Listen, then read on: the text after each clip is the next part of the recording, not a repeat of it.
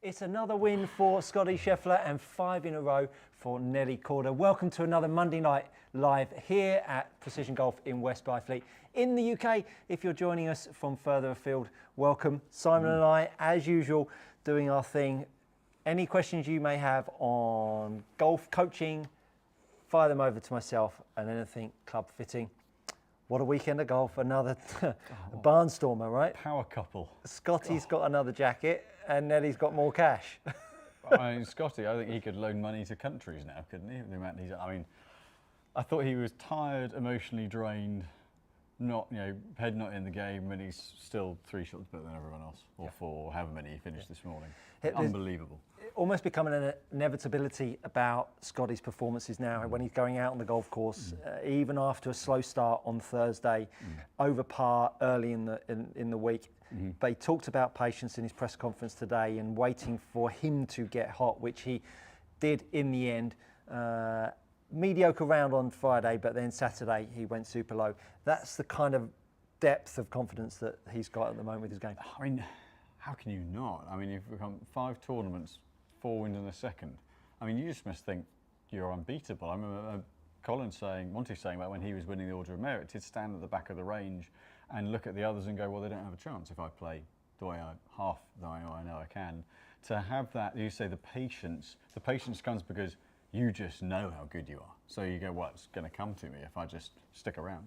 I mean, unbelievable. We're just talking to Nick, one of the club fitters, who's just got his clubs out for the first time this season, warming himself up, plays off +2 or 3. Nick, great golfer.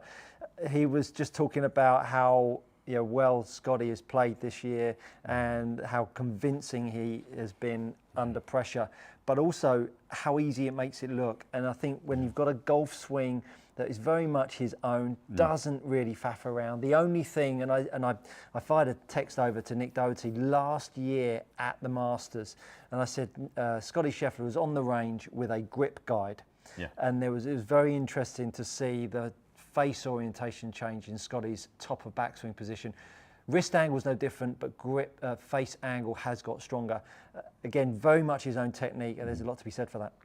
Well, I think his technique looks a little bit quirky because he's doing the Irish dance, but actually, I've still yet to do it. I want to kind of cover up his legs and watch his swing from just top half of the body, because I don't reckon there's a lot of movement until just after impact. I think he's clearly just got massive club face control, going back to your point about like the grip side of things and tweaking that.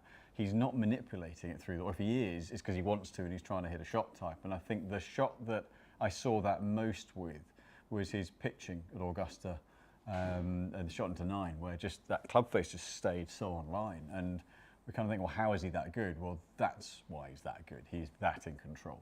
Very much so. We've got James, as usual, sitting back, drinking martinis, and two of them taking it easy. The real work is done, as usual, in front of the camera. We've got both of the iPads, so questions are coming in fast and furious, which is great to see people already online and waiting for us. So I got the sweater off. Yeah. How much work I've got tonight. Simon's been whizzing around picking up a lot of different golf clubs that you've already started to request. So we're going to crack straight on in because it's a busy night and we want you to get as many questions over to us as we can. So we won't pontificate too much tonight. Keith L 2022, nice to see you back in the chat. Keith, hi guys, can you please compare the P790 irons versus the King Cobra Tour irons? Thinking of upgrading, so would like to get your thoughts and see how both compare. Okay, so we've got the King Cobra Tour on the bottom and the P790 at the top. So construction-wise, the big difference, the P790 is a hollowed out construction. So it's got a mirage face, it's got a little bit of faster, thinner face, a little bit more tungsten in the sole. The King Tour has a little channel cut in the back, but it's not designed to be as hot in terms of club face and ball speed.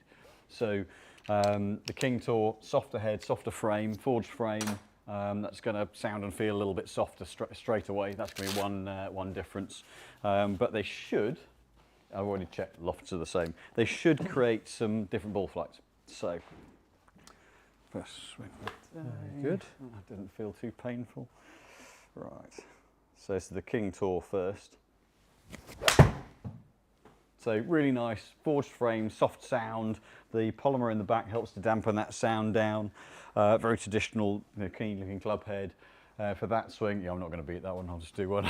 That was pretty flush, was it? 16 launch, this is a 6-iron, 16 launch, 5-2 on spin, so very neutral mid-launch, mid-spin head. Very nice. If you're new to our Monday Night Lives, we're always here 6 p.m, Simon and I taking all your questions. If you haven't brought a friend along, make sure you share what we do here. Great to get them along too and grow the channel. As you can appreciate, we would love to become one of the biggest, if not the biggest, club fitting channel on YouTube.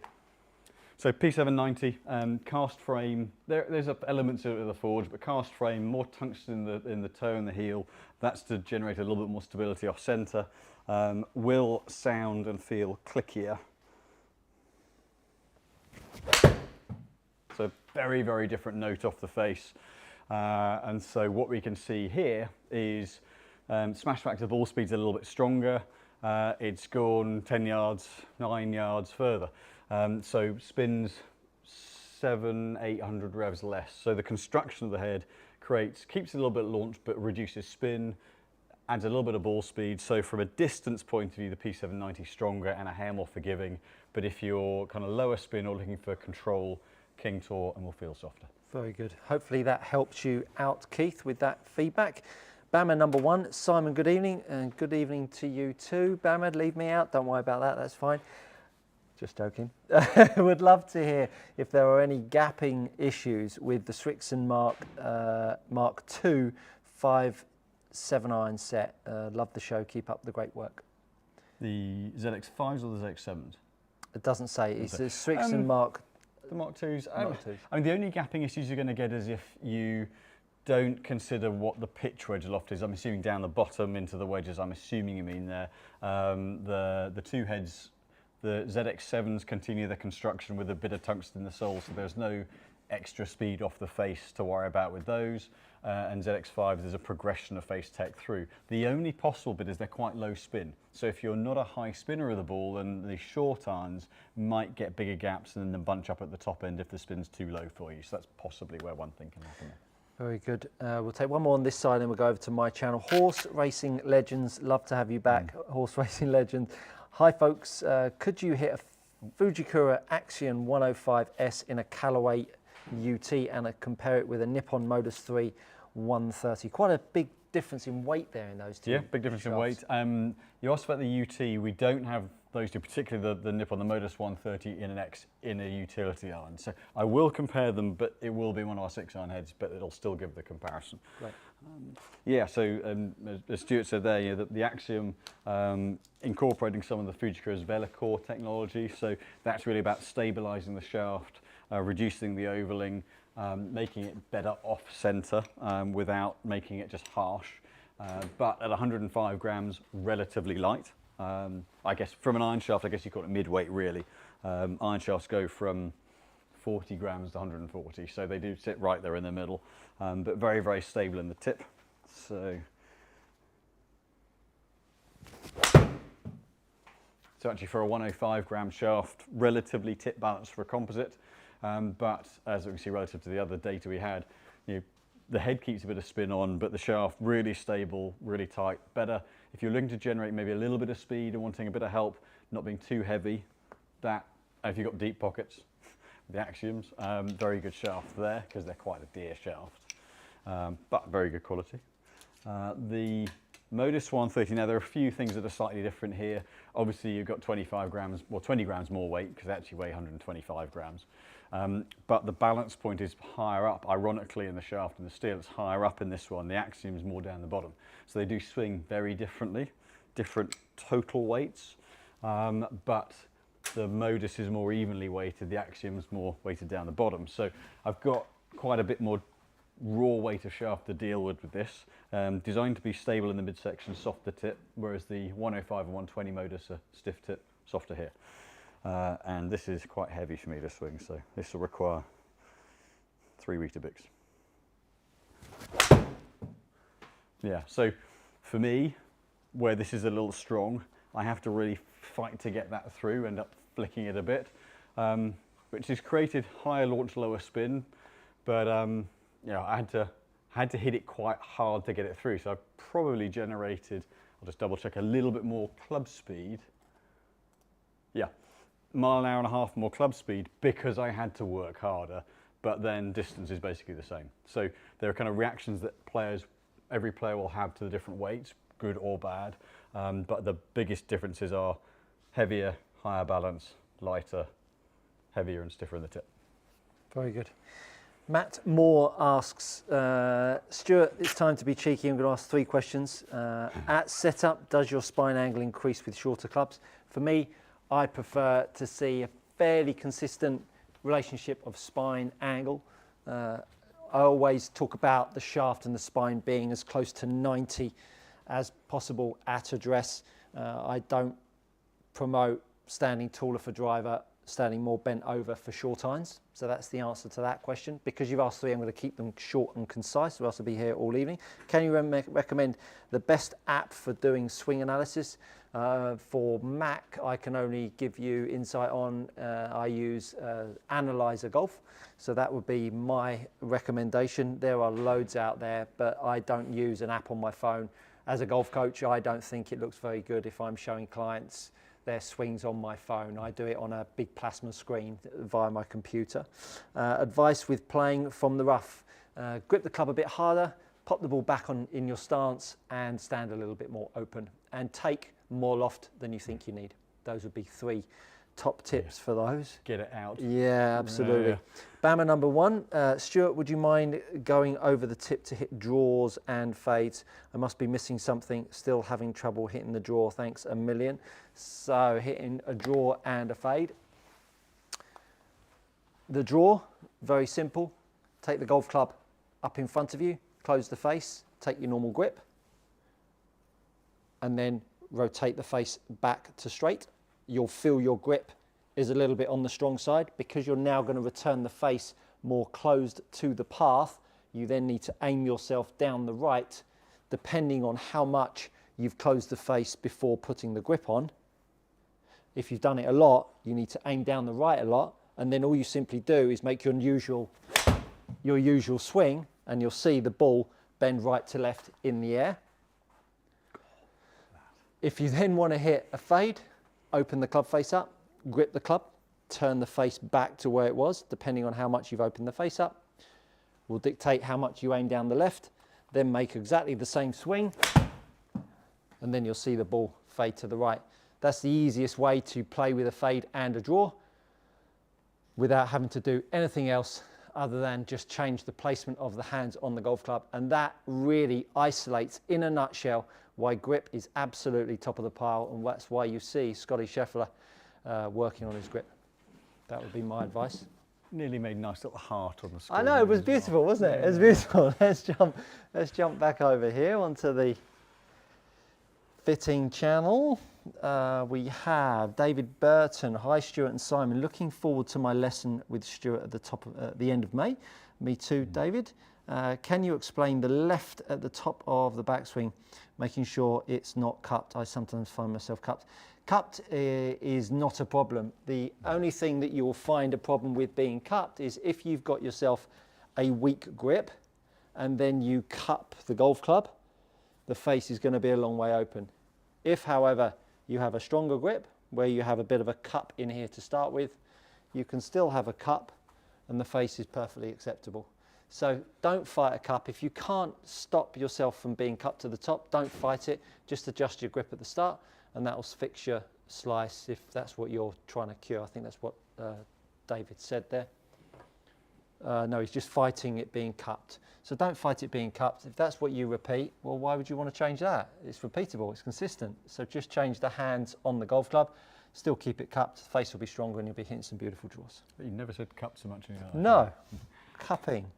A Christian Diamond, can you please compare the Vista Pro and Tour AD DI shafts in a 3-wood? Many thanks. Certainly can, yes. Very different animals from a construction point of view. So, as I get these out, if I can get this out of here, I'll put it together. There we go. Play some music while you're doing So, So the Vista Pro series is essentially kind of Fujikuru's one of their entry-level shafts. It's actually a shaft we use a lot in fairway woods.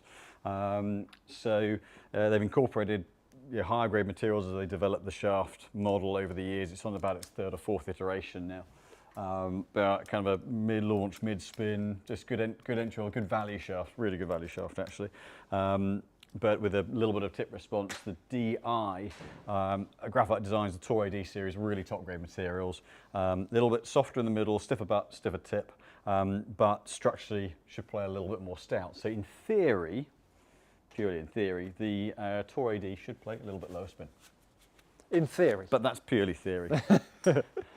Good old theory. Yeah. So I'm using the AI Smoke Triple Diamond just because that's the most representative one to the head that I use, which is the Paradigm Triple Diamond. So you definitely get, with this shaft, you get a little bit of sense of load and a little bit of pop through the bottom end of the shaft. So that's what makes it a good fairway wood shaft. It's stable enough through the middle, but it's not harsh at the bottom, so it gives you a little bit back. So that one, 13.9 launch, 3.6 on spin, so quite a nice mid-flight. Nice belt top combo. Well, thank you. Shoes didn't match it, but we'll go with they match the trousers. Trouser shoes. Yeah. Top half, bottom half. Like it. No, it's good. Yeah, it's, like that. I don't have shoes that are. No. That would be a bold play. That'd be a serious look with the care of. That would be one definition for it. Yeah. So Tour AD. So actually, the Tour AD is a couple of grams heavier. The Vista Pro plays at 76 grams. The Tour AD DI7 at 78. So and it swings. The balance point's just a little bit more down the bottom in the Tour AD as well, and it's very orange. Yeah, so definitely a tighter feel of impact. You can feel it's designed with a stiffer tip, lower torque, but it's definitely got a crisper feel of impact and requires a bit more hitting to get the response out of it, but exactly the same launch, 13.6 launch, but 3.2 on spin. So theory and practice have shone out. But shone well. It's more solid shaft, needs a little bit more hitting, quite a lot more expensive, but flattens the flight off a little bit. Stuart Reynolds asks, can you give him our thoughts on the Pro Sender training aid? Someone asked about this the other week. I can't remember what it is, but I'll have a little look while we're on the air and we'll come back to you on that one. Minsock Park, Simon, could you describe the Mitsubishi C6 hybrid shaft with the Kylie blue fairway wood shaft a little bit? So that's the first part of the question. Right. So the Kylie blue, any Mitsubishi shaft that's a blue colour is a blue profile. So the blue board, the original Diamana blue, stable butt section, a little softer in the middle, a very consistent profile, but a little bit stiffer in the tip. It has that. So the Kylie blue is just a current iteration of that. So mid-launch, mid to low spin, stable shaft, yeah. It will feel a little bit firmer. The Diamana version of it is technically designed around being a little bit smoother, but the Kylie slightly more stout feeling, and the other one was the C6. So the C6 black, a hybrid shaft. Again, the C stands for Club Maker Series, so very versatile shaft. Plenty of parallel tip to trim to alter the tip stiffness, but a really kind of mid-launch, mid-spin, very versatile shaft. Very good. That was the only question. Minsock went on to say there wasn't very much online about either of those shafts. So yeah, shaft manufacturers don't necessarily want you to find out too much because you might decide it doesn't suit you if you just want to buy one online. But yeah, a lot of shaft information is, I'm not going to say it's hidden, but there are different standards for torque measurement. There are different standards for stiffness profiles. There is a standardization with a company based in Scottsdale that have a load of data that we've got access to. But yeah, there's not a lot out there. Bama number one, any update on when Colin Montgomery might stop by for a chat for us? Well, we had a chat with Colin a good few months ago.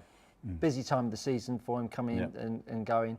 So maybe we can get him in at some point, but yeah, I'm sure we can get him in at some point. Obviously, it'll have to time with his schedule with US and back and forth across the Atlantic. But no, Colin will certainly be. I'm sure he'll be up for that. Yeah. Andy Corso, hi Stu, hope you're doing well.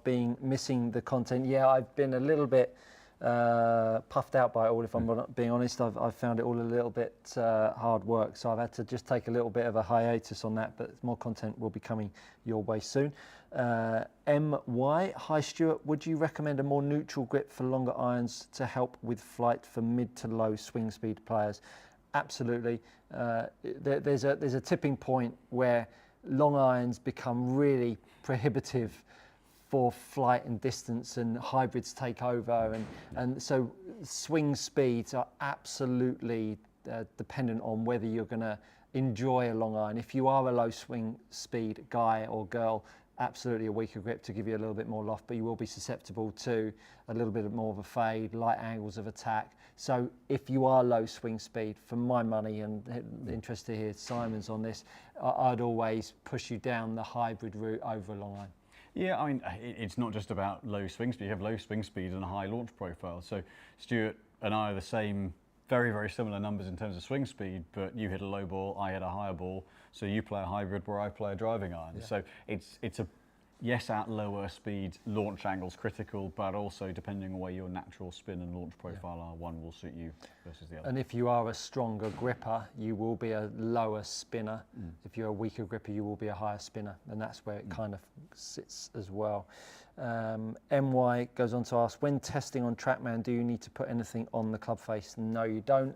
And we've actually got golf balls that are specific to TrackMan by Titleist that have got a sheath under the cover, I believe, of the actual golf ball, which picks it up perfectly. Yeah, it's a little metallic kind of Y-shaped pattern underneath the cover that reflects the radar and means you haven't got to stick dots on it. The ones that don't have it, you stick a metallic dot on and it measures the spin, but club face doesn't need anything.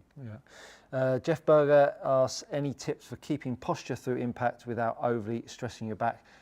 Whew, that's a big topic, and I would go on to my channel and check out some videos on early extension. I think that would be a better way to go than me giving a very, very brief outline on doing that, because there is no quick tip on that. That early extension is saving golfers. If you have early extension through the golf ball, that is trying to help you square the face up, because early extension is you backing up, pulling up and out of the shot to allow you to square the face up. So the symptom is the early extension. The remedy lies elsewhere. So you can't just try and jam yourself into better posture. Just doesn't work that way. So go check out some of my content on my channel on early extension. Possibly the only thing would be, don't throw yourself at it. Time it. Yeah. Because if you go too hard, some people will lose posture and Sure. That's the only thing I can think of. The only trouble with that is you start swinging so slowly to hold posture, and now you're at it short and offline. So I wouldn't necessarily go down that route. Let's jump back onto the fitting channel. Keep those questions coming in, guys. We'll answer them all. Tom Ashmore, evening, gents. Nice to have you with us, Tom. Have you done any testing with the 2024 TP5X ball? Also, the Speeder NX Green is working great so far. Thanks, Simon. Brilliant. Yes, I have. When we got some prototypes of the ball through, would have been back end of last year, and so certainly they've picked up a little bit of ball speed, particularly in the mid irons. Both the TP5 and TP5X are a little bit faster, and I've noticed about a 3 to 4 yard gain. But the TP5X is back to being a really low spin ball. So if you're a high spinner of the ball and looking to bring that spin profile down, TP5X kind of throughout irons and woods, very good for that. Yep.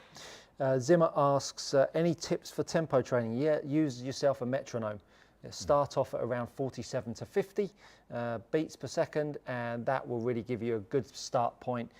First beat is to take away, second beat is at the top of the backswing, and then go for your life. And what you want to do is, if you can, is have a 3-to-1 ratio, so your backswing is 3 times slower than your downswing, and that would be a good starting point. But if you use a metronome, it's much easier to start to determine a consistent length of timing of backswing, because I think ultimately backswings are the thing that causes problems with golfers more than downswing. Sure, you can get a bit quick on the way down, but if you're poised for quick movement, I think you'll be in a better place to have a faster downswing. So always backswing is something that I would get you working on as a tempo drill. Horse Racing Legends, amazing demonstration, Simon. Thank you so much. You are welcome. John Parr 00. Hi, can you help someone with a flying elbow? I've tried all the ways of stopping it, but always returns. Flying elbow. Sometimes the elbow's got a nice moustache and a big old hat. Yeah, flying elbow. Do you mean at the top of the backswing, or do you mean in the through swing? So come back to us with the answer on that. Through swing, is that chicken wing? That's flying elbow chicken wing. Is that the way? It might. Well, that's how I would understand it. But I just want to quantify if it is flying elbow at the top or chicken wing through the strike. So come back to us on that, John Parr, and I will answer that. When you answer, yeah, KFC normally. So as soon as I see it pop up, I'll get straight back to it. Glenn 400, question for Stuart, please. How do you go about managing long clubs off tee on first couple of holes? I seem to hook due to what I guess is being stiff and cold. Go with a super light grip. When you're cold, you'll tend to grip it a bit firmer, and you'll tend to get the club a little bit too wide on the way down. If you get a little bit of a lighter grip and actually grab a couple of clubs in your hands as a baseball bat and just make a few swings with a light grip, the club shaft will load a little bit more. But if you're not using your feet well, which is slowing your lower half down, again, that can be another reason why you'd want to unload the club pretty quickly. The other ingredient, obviously, with a long iron, the ball's further forwards. So everything that you're doing with a long iron, you're cold, it's a longer lever, and your lower half's not working, balls forwards, is promoting that closing of the club face. So if you can, get your feet working a bit quicker, lighter grip, and pop the ball a little bit further back, because that might help. James had a question. One other thought, we're going to be, unless it's already up, there is a warm-up video with Kate that will be posted. That's always the best idea, is actually do a warm-up. And you spend a few minutes, 5 minutes doing a warm-up, that will pay dividends in the first few holes. Yes, it is. It's coming out this week, isn't it? I believe so, yeah. Yeah, absolutely. John Parr has said at the top of the backswing, flying right elbow. Okay, let me talk about the old flying Eamon Darcy. The old flying right elbow. So flying right elbow, you won't be surprised to know, is about the grip. So first of all, flying right elbow here is about you trying to square the club face up, because if you think about what the flying right elbow is doing, as we get to the top of the backswing in most golfers that don't have a flying right elbow, the right forearm is externally rotating and setting. So that's where the elbow sits. Now you've got to have a certain amount of external rotation of your right forearm to be able to sit that way. I'm a bit restricted myself, but I don't have a flying right elbow. But what I do have is external rotation of my forearm. Now, when you have external rotation of your forearm, what it tends to do is tries to weaken off the club face. So if you have a weak grip, or you have any form of slice, your right arm is trying to close the club face at the top. And so it flies out and it tries to get the club face closing early in your downswing. So what you want to do is get your grip a little bit stronger. So show yourself a few more knuckles on the left hand. You can go and check out on my page, I've done a grip series. Get your left hand a little bit stronger. And then what you want to do is lift the club up in front of you and sit the shaft about 80 degrees to the right of you if you're a right-handed golfer. So in your posture, lift the club up in front of you, sit the club shaft at 80 degrees, and then make a backswing. And what you'll see and feel is that when you lay the shaft down, you are actually promoting the external rotation of the right forearm that will kick your elbow back at you. I'm not trying to tuck it in, I'm just externally rotating my forearm. So if I'd held my arm out in front, externally rotate it, hold my arm out in front, externally rotate it, and now make a top of backswing. And you can now see how my right arm sits underneath the shaft. But if I then swing into the golf ball and the ball slices off to the right, you will only do that once before you're back in this way. So what you need to do, as soon as you get that club shaft and that right elbow in a better position here, when you start hitting the golf ball, what you need to do is to start to see the ball drawing. Because when it starts drawing, that right arm will start to feel like it can keep sitting down. So it's really crucial that the grip, the forearm rotation, and the ball flight all start to match up to help you conquer that flying right elbow, because it's a super easy thing to change, but you just need to know the protocols to do it. I think pertaining to that is that fascinating how, you know, as golfers, we all want a quick fix. We all want to know, right, what's the one thing I've got to do? But the answer is that the one thing links to that, links to that, links to that. And unless you do the circle, Yeah. complete the circle of all the other bits and understand the knock-on effects, then you're just putting a sticking plaster or fixing a leak, and then it comes out somewhere else. And what you often see is, I mean, I've seen people on the range with a belt around their arm and around their chest to keep their elbow tucked in. I mean, honestly, it's farcical, but people will just do it. And Scotty Scheffler, he's up. Absolutely. Because he's got width. Yeah. So there is no, as Simon says, there's no one quick fix, but if you know the layers that you need to apply to make that change, it really doesn't come too difficult. Matt Batchelor, evening gents. Good evening, Matt. Lovely to hear from you. What are positives of using a slant neck putter versus a standard neck putter? Sorry, not an exciting smasher driver question. No. Loving the lives. No, we take all So by questions. standard neck, I'm assuming like the plumber's neck, the L neck. And really what you're changing is so the shorter the neck, I happen to have one here. Oh. So slant neck, I use a slant neck. So it's that shorter neck there, and the slant comes from that slant there. So the shorter the neck, the more, the closer to the heel side that the shaft is. And so the shaft intersects more towards the inside of the head. So there's more mass outside of it.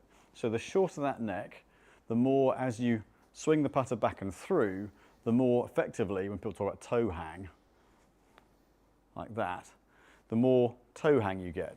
Therefore, what toe hang does not do is it does not flip the toe through, it does not square it. Actually, as you accelerate the putter, it does that, it opens it up. So the shorter the neck you have, the more the putter is trying to mitigate against the left miss. The less toe hang you have, the easier it's making it to square the toe up. So if you're someone who misses to the right, you should be playing a more face balanced putter. If you're someone who misses to the left, then you should be playing, most of the time, this is very broad, but a short neck putter, so that the toe basically hangs open and squares up through impact. Very good, very good. There's some physics of the putter which are completely misunderstood. Face balance does not hold the putter head square. No, can't do that because it's got an insert point at the heel, right? Yeah, it's just changing the way that the mass in the head, as you move, it gears around the shaft. Yeah. It's a bit like the lab putters that are torque balanced. They're just taking out any influence from the gearing of the head as you move the putter around the shaft. It doesn't stop you opening and closing the face. It doesn't hold the putter head on line, but it just means there is no influence from the gearing of that mass around the shaft to influence how the face opens and closes. But the human can still open and close the face and miss putts. Absolutely, absolutely. Jeff Berger has already asked that question. Norwegian Warhound. Good morning, I think. I think it is good morning. Yeah. Or good day. Well, got fit for the top end of the bag. What's the difference between Ping Tour and the 2.0 version? Also, I think the early extension days are done. Thank you, Stu, for the help. Cheers, fellas.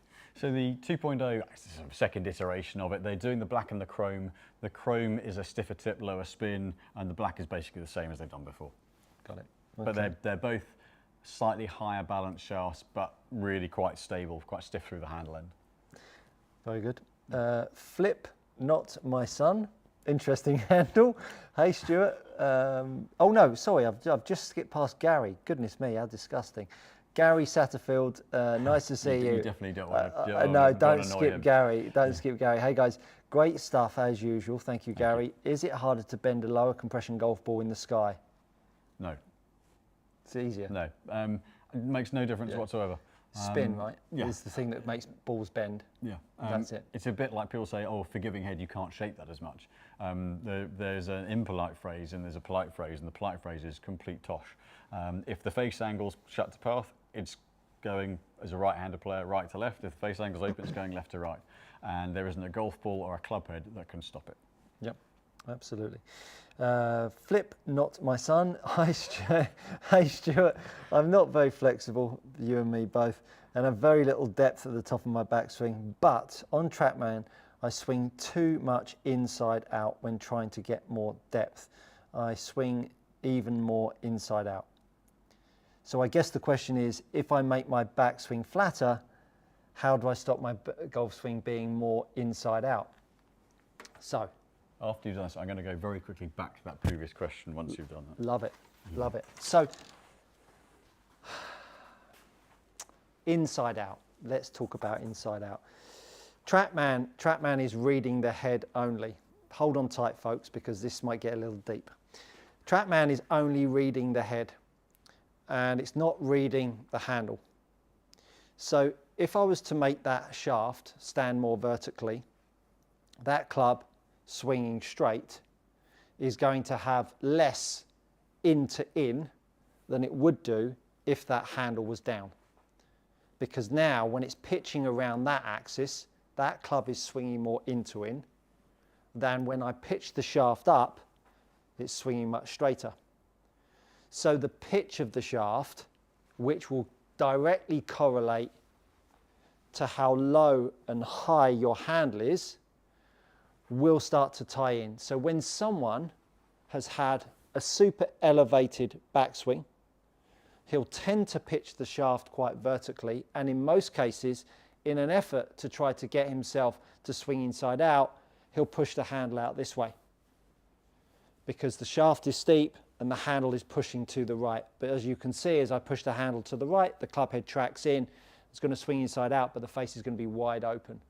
So what you need to do, if you're now swinging flatter, what you need to do is now to get that handle feeling like it's going to work out to the ball line as early as possible and then back in and across you.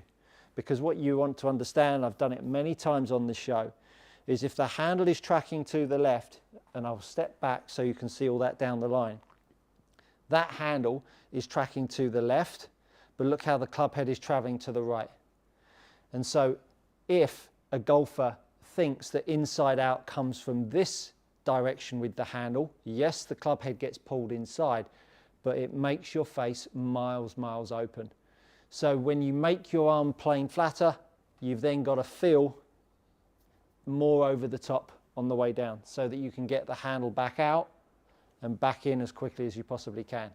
But it's a tricky feel because handle track is one thing, then you've got to navigate the face angle. I talk about this extensively on my channel with a series of broom videos, which is unique in its own case, but it's been very well received. The broom, yes, a garden broom, gives you a really clear understanding of how influential the track of the handle and the face alignment work. And when you then start to buy into that, you'll see how important the pitch of this handle down through strike is and how this shaft must pitch around you to make it all line up nice and square down at the start. Hopefully that's not too deep and lost you at all, but these questions I'm not fussed on, just giving you a quick tip, really. To go back to the ball question, a low compression ball will very slightly reduce shot shape because it stays on the club face, it squashes and stays on the club face a bit longer. Therefore you get actually a little bit less side spin grip. So very slightly will reduce side spin. Very good. Chi Therapy, hi guys, I got my hands on a gyro swing club. Are you familiar? See where they go.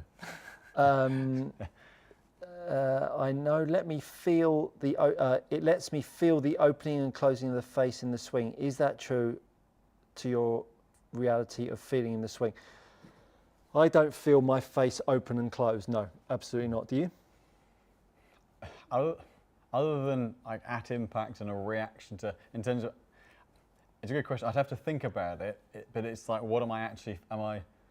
Is what I think I feel what is actually happening? It's kind of there's such a quick reaction that I certainly don't feel like the face opens and the face closes. No, I feel like my face works up and down the pitch of my swing. So if that's my setup there address, I'm actually feeling my club face orientate itself up and down that plane. I don't feel my face roll itself open and roll itself closed. I'm feeling my club face swing up, down and back up the other side as much as I possibly can.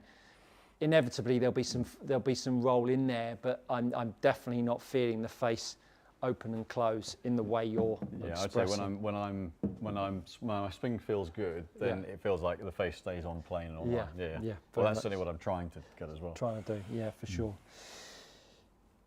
Matt, Niels Axelson, Nice. Welcome evening. to the show, Niels. As usual, regular on here. Is there a 2024 trend forming for the irons that most people are fit into in the players iron category? Good question.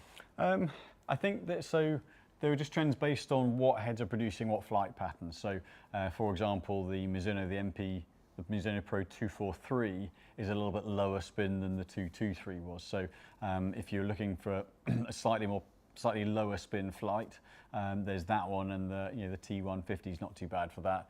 T100 Titleist launches and spins it a little bit more. So there are certainly head models that you'd be using to, assuming I'm interpreting the question right, to optimize someone's launch and spin, but I wouldn't necessarily say it's a trend from a design point of view. We've seen them go stronger in flight. We've seen some then come back weaker in flight. So, Callaway, perfect example. The head I was hitting earlier, so the Apex Pro, previous model was much stronger in flight. This one creates more spin. So it depends which brand, where they want to orient the design profile as to what we see from each club head. Very good. And how we fit them for the player. Cool Breeze, nice handle. And good evening. Hi, Stuart. Can you give some insight on impact to follow through? Seen a lot of greats have minimal wrist rotation, but have a cupped lead wrist and bowed trail wrist. Tried it, but it's not natural. Good question. Good question. And I've, surprisingly or not, I've done a video on this. And again, like all of my stuff, it comes back to grip. So if you have got a grip that shows, and I'll come on in here, if you've got the pad of your hand on the golf club like so, and you're putting the golf club in your fingers, when you take the club back down, you can see you've got a kink in here. Now this kink can be used as you unload the golf club to pivot the golf club around. So my left hand, the pad of my left hand is on the top of the club, and my forearm is internally and externally rotating. And so if you've got a grip like this, as you start to move through the golf shot, as the golf club is unloading, can you see how my left wrist angle here has still got cup in it?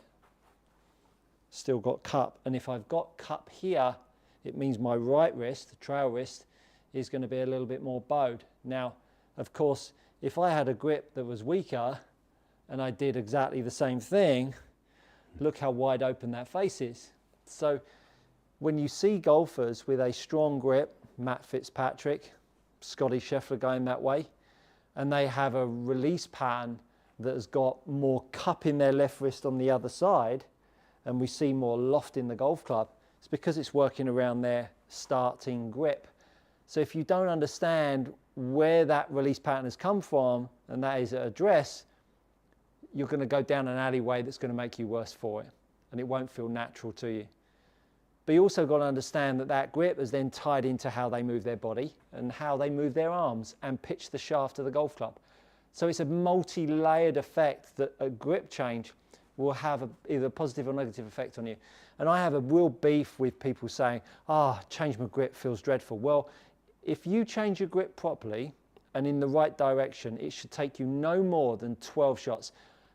Anyone I ever work with, if I change their grip within 12 shots, they've had that wow moment multiple times. That wow moment that they went, oh my goodness, that ball speed felt way faster than normal. And at that point, it's like, well, why wouldn't I keep gripping it that way? Sure, I've got a different bend in the sky, but that's ultimately what people will want to turn up and play with and start to have the opportunity to do. So the grip is the grounding that allows you to build on top of. So when you talk about a release pattern, you're talking about that bowing of the right wrist, that cupping of the lead wrist. That is just a reaction, setup and of the grip, and then everything that's gone else around it. Long answer again, but hopefully that's been insightful. We were It just on shows this one. how hard it is to things like the grip side of things to answer them succinctly. Yeah, it's a complex mechanism, that is for sure. John Parr at the top of the backswing, so we've answered that one for him. Niels Atkinson, take the answer for the chicken wing as well while you're at it. Okay, good old barbecue sauce. The barbecue sauce. Well, the chicken wing is this one here that we see with golfers as you're coming through, the arms popping up. The chicken wing, once again, is trying to help you out. The chicken wing is breaking down because the left shoulder and the right hip have stopped moving. You've started moving your golf club into the golf ball, and because you've been moving too sideways, maybe the left leg has started to give way and you're trying to square the club face up, your body has stalled out. You've got a mass here. What's the weight of an average club head? 6-iron, 260 grams. You've got 260 grams swinging at anywhere between 60 and 100 miles an hour, and it's swinging past you and your body's stalling out. If your left arm didn't buckle up and chicken wing, you'd snap your elbow off and your shoulder. So do not be thinking that this chicken wing is a problem. It is a good thing. It's helping you out. And so therefore, we need to speed up your chest. The only way you speed up your chest is by making your feet work properly.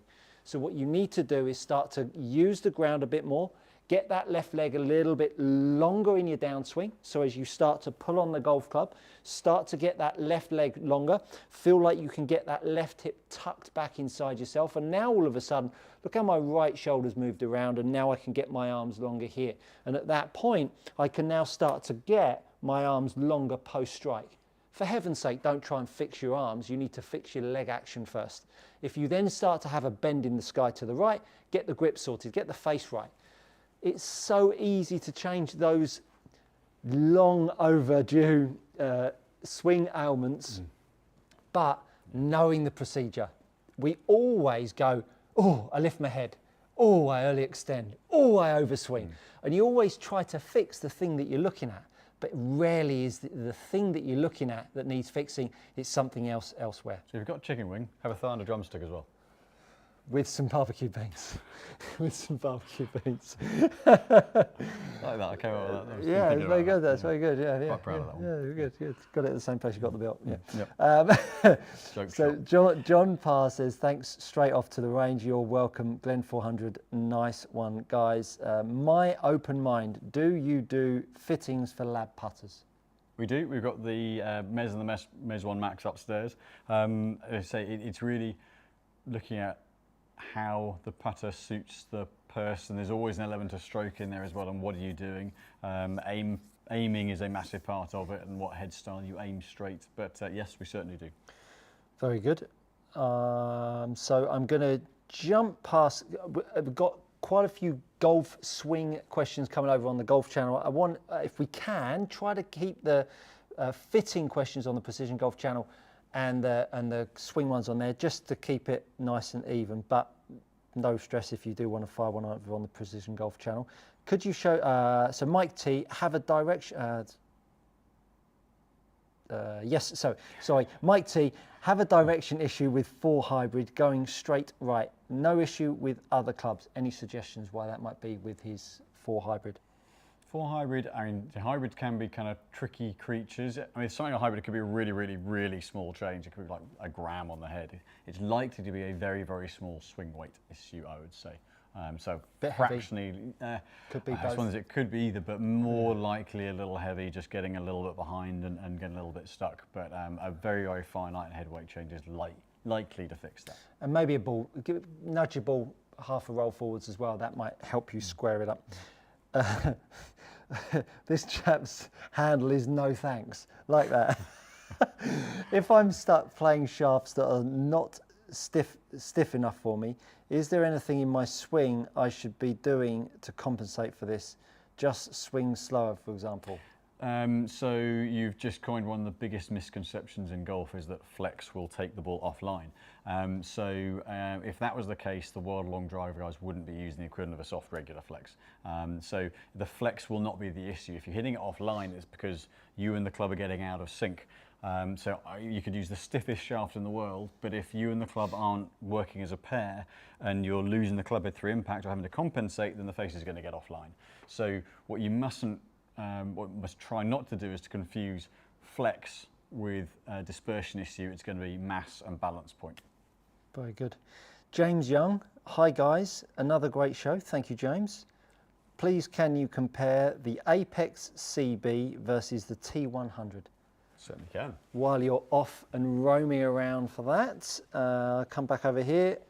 Hi Simon, what is the closest ball to the Pro V1X? So you've got Bridgestone, the Torby XS, and the Chrome Tour X. So those would be the two closest ones. Very good, very good. My live TV, my iPad has just gone flat, so I'm just going to click onto my phone and crack in to the questions here. MY asks also Simon, is the new TT Mid 115 a true lighter version of the TT DG S300? No. Okay, good. In a word, no. Cause the DG 105 and 120 felt way different that tested the DG S300. Yeah, so True Temper are a weight company, not a flex company. The Dynamic Gold, the original Dynamic Gold, the 130 gram, is a very, very neutrally balanced shaft. You know, kind of mid stiffness here, a little softer in the middle, stable tip. The 120 and the 105 are reinforced in the tip and swing a lot more tip heavy. The Dynamic Gold Mid is even, if slightly even more tip balanced, but softer in the tip. So the original Dynamic Gold swings completely different. I mean, completely differently to the other models in that range. Get firing. And the mid's a softer tip, so it kicks it up in the air. Yeah. So this one is the Apex CB. With this one, there's no extra weight in the heel or the toe, just a slightly lighter pad in the middle. There's no tech really on this at all. It's just a pretty much straight out CB head. So slightly shallower top to bottom. It's a little bit of a shallower head look wise. But just a nice solid, I mean, it's an almost a blade kind of club head. So, you know, mid launch, mid spin, lots of control, not going to get any jumpers whatsoever out of this one. But marginally more forgiving than a blade, marginally. The T100 Titleist has, so this one has a lot more high density tungsten heel and toe. So it's designed to be a little bit more stable off center, but designed to retain a bit of launch and spin. So where the T150 has the cutaway and the knocks the flight down and forwards. So in principle, the T100 versus the Apex CB will be a little bit better off center.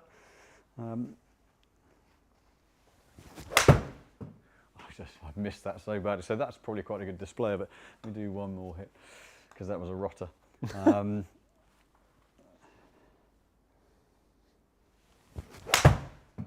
So with the tungsten, a little bit of a clickier sound, slightly higher launch, which is where the centre of gravity is lower in the head, but spin pretty similar. So T100 will kick it up a little bit more off the face, sort of mid-spin. CB, a little bit lower launch, mid-spin, slightly more forgiving, kind of nearly a blade, but not quite, for the Apex CB. Darren Cope asks, I use my Garmin G80 GPS launch monitor at the range. It's always seemed pretty consistent, but I struggle to get high smash factor with driver. Will range balls be the issue? Yes.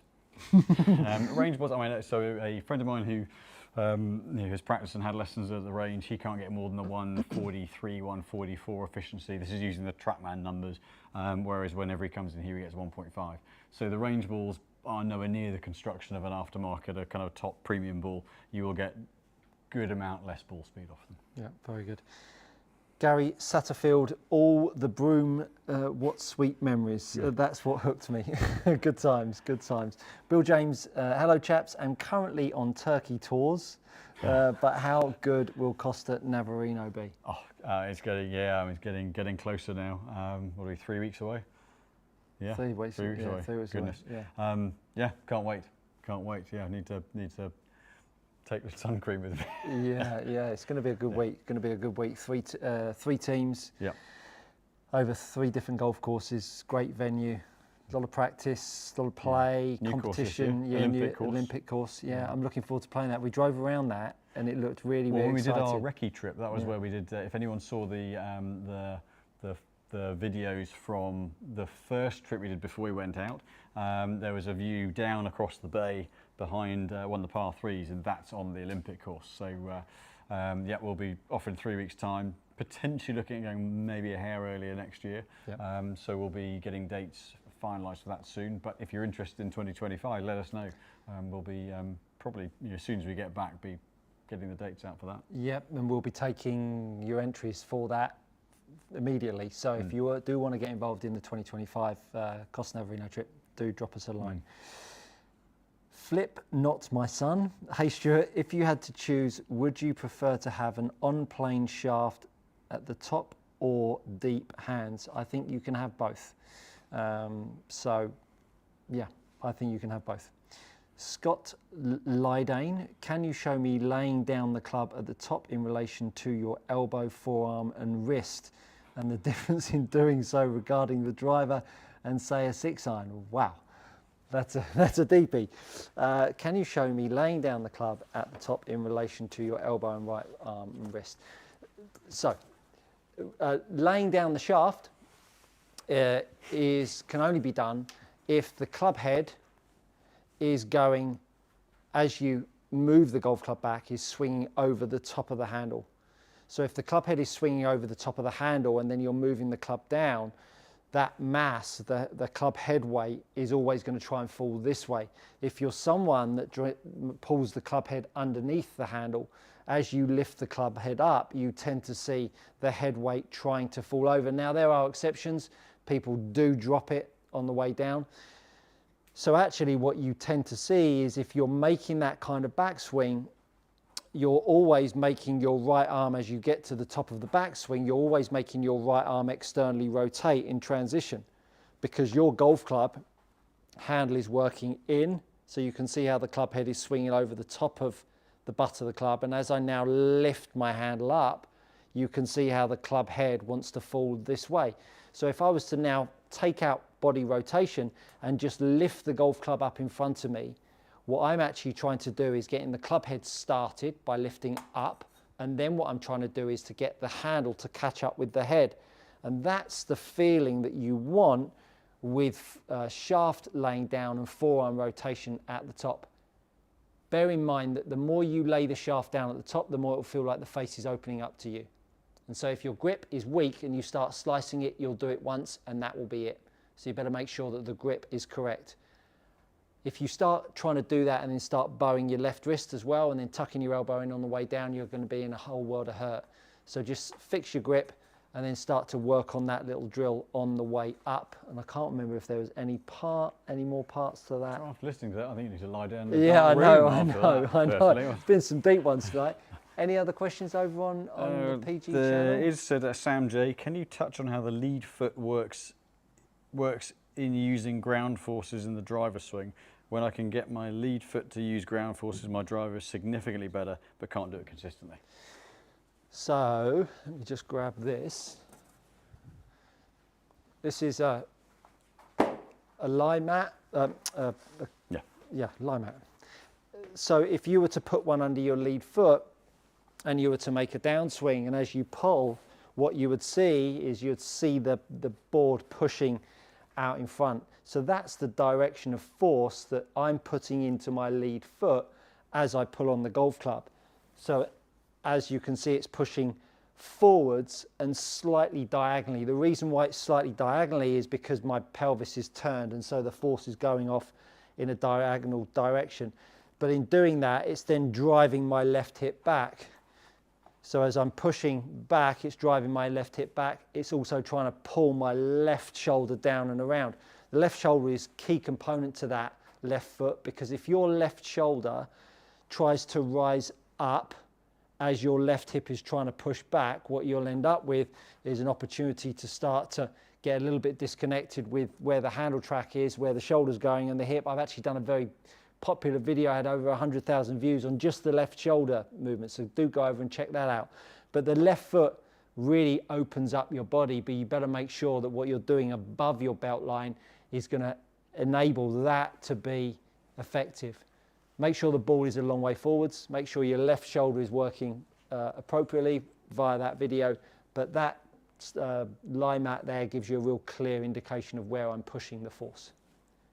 Anything else on there? I'd say be careful. Mrs. Cartwright would be upset if you do that too much. I know. Mark Griffin found what Ben Hogan said helped with shallowing. Feel like elbows are trying to move closer together at the top. Yeah, not a fan of that personally, but if it worked for Hogan, maybe it can work for you. DSC 6072. We're at 7 o'clock. Hi Stu, hope you're feeling better. I feel like my club face is shut coming down and through impact, and I can feel myself actively slowing down and holding off a hook. Any help or advice? Yeah, I would just promote a bit more cup with your left wrist on the way back and on the way down, and that will weaken the face off, and you can still unload the golf club with a cup through strike. And again, I've done a video on that. It's called Power at Impact. That'll help you out. 7 o'clock. Cupping and fried chicken tonight. There's been a lot of cupping and fried chicken. It's been a busy night. It's made me hungry. It's nice to see one last comment. Hi brilliant. guys, have you done much testing with the Graphite Design AD-VF shaft? Love to know how these compare to the Ventus range. Yes, VF tip stable, low torque tip stable, quite comparable to Ventus. It's kind of sort of halfway between a Ventus Blue and Ventus Black, but very, very similar, just a bit of a different balance point and dead weight. So if you are looking for a low spin shaft, that's certainly a good option. Very good. We've got a couple of really cool videos coming out. That was from Van House. Van House. Van House. Very good. We've got our 5-minute golf warm-up from our very own world champ and E15 competitor, Kate Davey. Got a 5-minute golf warm-up coming out on the 23rd of April. I think that's tomorrow, isn't it? Yes, tomorrow. Yeah. And then we've got a fitting of an Olympic hockey player coming out on Friday. Sam Ward? Sam Ward, yeah. Sam Ward, yeah. very good. That was your fitting, wasn't it? Yeah, he's centre forward for GB. Had a quite a bad sort of eye socket injury, so to get back to GB level, incredible. I mean, he's a lunatic, but you have to be to good club speed. Put your face towards a hockey stick. When he opens up, but hockey and golf don't necessarily intertwine too well, so very kind of shallower on body rotation, but good play. Yeah, great. Yeah. So if you want to check those out, stay tuned to the channel. Still busy for you? Still busy, yeah. I mean, certainly through February through May is sort of busy season, but now the sun's out, the Masters have been on.